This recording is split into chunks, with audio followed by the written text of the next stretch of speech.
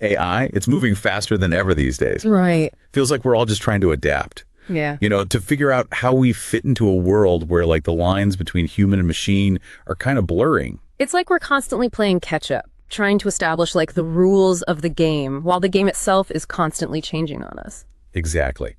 And in the middle of all of this change, this whirlwind, Worldcoin, or should we say World, just made a pretty bold move with their whole new world event. It's more than just launching products, They're talking about building an entirely new layer of the internet. Yeah, and this isn't some far off thing either. We're talking about real world, like right now, challenges. Think about it.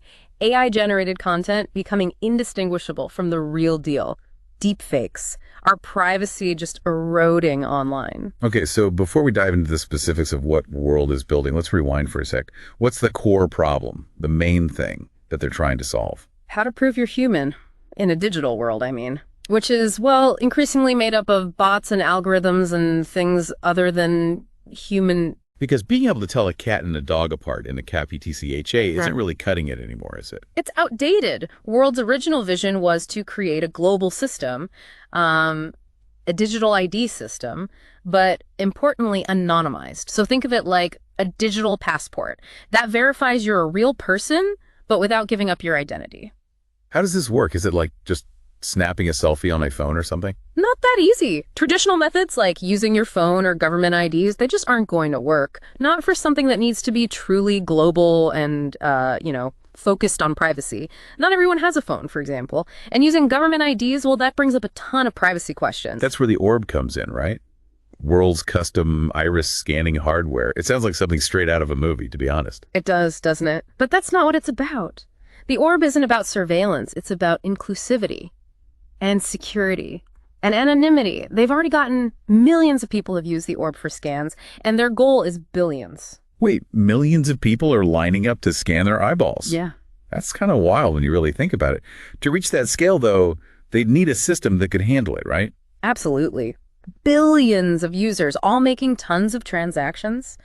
That requires some serious power, technologically speaking, and that's where their custom blockchain comes in. Worldchain. Hold on. They're not just like using an existing blockchain. They built their own. That's a bold move. Why go to all that trouble? Optimization and control. See, the blockchains out there now, well, they just weren't meant to handle this kind of scale and volume. Worldchain is built to be incredibly efficient. So even tiny transactions are basically free for users who are verified humans. So to be sure I'm following, they're using the orb in the real world to verify that you're human, and they built their own blockchain, this Worldchain, to support this huge global network. The real magic, though, it seems like, is how they take that real world stuff and connect it to our online identities. That's where World ID comes in, right? Yeah. World ID is the missing link, a truly anonymous layer of the internet where you can prove things about yourself without oversharing. A year ago, this tech didn't exist. It was basically impossible, according to, well, almost everyone. Impossible? How did World do it then? What's the secret? Not so much a secret as it is a cryptography breakthrough. They're using what's called anonymized multi-party computation. It's as complicated as it sounds. Okay, definitely going to need you to break that down for me. What is that in simple terms? Let me put it this way. Imagine you have this secret recipe and you don't want anyone to be able to steal it. Instead of writing it down all together, you split it into pieces and give each piece to a different person. Someone you trust, obviously. So no one person has the whole recipe. Smart. That's basically what World is doing. They're taking your data and using cryptography to split it up and then spread it out across different places, well-respected institutions like Berkeley and FAU. This way, it's incredibly difficult to compromise your privacy since no one has the complete picture. So it's like a digital fortress for my info. Love that. I'm still trying to get a feel for how this would actually work in the real world, though. Okay, think about every time you've had to give a website your information just to prove how old you are or that you are who you say you are. Ugh. Yeah, don't even get me started. Feels like every single website wants my entire life story just to, like, download a screensaver. And that's where World ID credentials are supposed to come in. It's how you can prove something about yourself, your age, if you're a citizen of a specific country, without saying more than you need to. Okay, I'm definitely intrigued. How do these World ID credentials actually work? So walk me through this. How do these World ID credentials actually work? Is this something I'd be using all the time? Okay, so imagine you need to prove you're old enough to get into a website. Right, like for age verification. Exactly. Instead of uploading your driver's license, which, let's be honest, has way too much information on it, you could use a World ID credential. So it's like showing my ID to a bouncer, but without giving them my whole wallet. Yeah, exactly. They just see what they need to see. The credential is like a digital stamp. It confirms whatever needs to be confirmed, in this case, your age, without giving up anything extra, like your birth date or your address, all that stuff. Okay, that makes sense. But where's all this info actually stored? It's not with World, right? So is it just sitting on my phone then? Vulnerable to being hacked or something? Nope. And that's the best part. World ID credentials are stored directly on your device, encrypted and totally under your control. World never has access. Think of it like a personal safe, but for your digital stuff. Okay, so my data, my control. I like that. That definitely helps with some of the privacy stuff. But speaking of online safety, this has been on my mind lately. Deepfakes. They're getting crazy realistic, and I don't know, it just kind of freaks me out. Oh, I totally get it. It's a valid concern. I mean, it's scary how fast deepfake tech is advancing. It's getting harder and harder to tell what's real, and the potential for bad stuff to happen. Sure. Huge. Yeah, it's like that feeling when you know something's off, but you just can't put your finger on it. Except instead of magic tricks, someone's out there stealing your identity. Yeah. So can World's tech actually do anything about this whole deepfake problem? That's the thing, right? It's what's so interesting about all of this, because of how they're set up with the biometrics and keeping data on your device, World is actually in a really good spot to tackle this. They've come up with this thing called World ID Deepface. World ID Deepface. That sounds serious. Fill me in. Picture this. You're on a video call, right? And you can verify right then and there that the other person is actually who they say they are. So no more worrying about some scammer pretending to be like your bank or something. Yeah. Okay, that'd be huge. Exactly. World ID Deepface could really bring a level of trust back to online stuff, which, let's be honest, we could all use a bit more of these days. This is all really innovative. But let's shift gears for a second, talk about the user experience. What's it actually like to use all this stuff? Is it all through a specific app?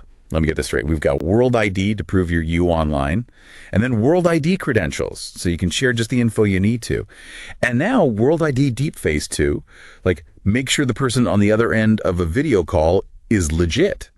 How does this all come together for the average person? That's where the World app comes in. Think of it as, the key. It unlocks this whole new internet thing we've been talking about. Most people using it probably won't even think about the tech behind it. So I wouldn't need like a separate app for every single World ID feature. Right. It's all in the World app. And they actually just launched a big update, World App 3.0. It's got this new design that makes it even easier to use, and transactions on WorldChain are even faster now, plus a bunch of new features. A new world, a new app. They're really going for it. What else is in the update? Well, remember how we talked about those little transaction fees, the ones that can add up? WorldChain is set up to make them basically non-existent, at least for people who have verified as human. It just makes the whole system more, user-friendly. Makes sense. Free is always good. You mentioned mini apps earlier, though. What are those? Something to do with World apps? Yeah, they're basically apps, but they live inside the World app. What makes them cool is that they're hooked into everything else. World ID, your wallet, your contacts, everything. So it really is like a world inside an app then. Exactly. The possibilities are huge. Imagine, for example, an app for voting. And every single vote is tied to an actual verified human. Wow. So you'd know for sure that it was real people voting. No more bots messing things up. Right. Or think about playing a game online, and everyone there is a real person. That changed things. Totally. It brings back that human element. Yeah. Plus it's tied to your World ID and wallet, so everything's super smooth. So like in-game purchases or whatever would be like seamless. There's also this idea of a messaging app with payments built in. Oh, so like if you want to send money to someone you're chatting with. Exactly. And because it uses World ID, it's secure. These mini apps, they could really change how we think about apps in general. I can see that. It's like this whole shift towards an internet that's actually built for humans, Totally. Trust, knowing what's real, being in control of your stuff. Those are the priorities now. It's exciting. And honestly, a little overwhelming. It feels like something big is happening, like we're just at the beginning of like a whole new digital era or something. We are. And like with anything new, there will be bumps along the way, things we didn't see coming, but the potential is huge. It could really be a good thing. Definitely something to keep an eye on. And speaking of big changes, we can't wrap up without mentioning, well, the elephant in the room, or I guess the missing coin is more like it. Worldcoin is now world. What are your thoughts? It makes sense to me. Dropping coin is them saying, we're about way more than cryptocurrency now. And they are. They're building something much bigger, something that could really change things online. So where does that leave all of us trying to navigate, well, whatever the internet's going to be next? Any final thoughts? The internet, as we know it, was all about anonymity, but tech keeps moving forward. And the line between online and the real world, it's basically gone. So we need a way to know who's human. World's trying to solve that. Whether their way becomes the standard or not doesn't really matter. The questions they're asking about digital identity, about privacy, about what the internet should be, well, those are things we're all going to be figuring out for years to come. It's a brave new world out there, that's for sure. And on that note, we'll wrap things up. For everyone listening, stay tuned because it's about to get very, very interesting.